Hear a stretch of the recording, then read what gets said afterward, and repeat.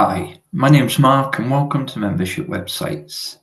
How do you add an admin to your website? Now, this might be an admin to work alongside with you to help manage your website, or it might be a developer that you want to add as admin.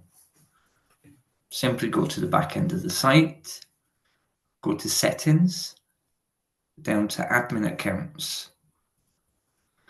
You can go into admin role settings, and when you click on this, you can see that there are 4 default admin roles. You've got developer, full access, member manager, and content manager. And you can add an additional role simply by using the plus add admin role. And then that opens up this window and you can expand each section and tick the sections that you want that particular person to manage. You can also name that role as well, and then you can save that as an additional role and it will appear here in your custom admin roles.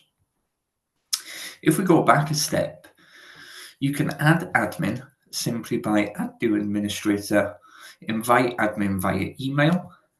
Just click, select the role that you want to off from, and then type in the email address of the admin that you want to invite. You can then simply send invite. Remember, don't share your own password that you use to get into your Brilliant Directories website with anybody.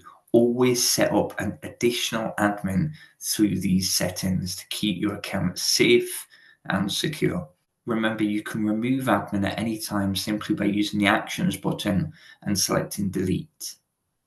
I hope you found this video useful, and thanks for watching.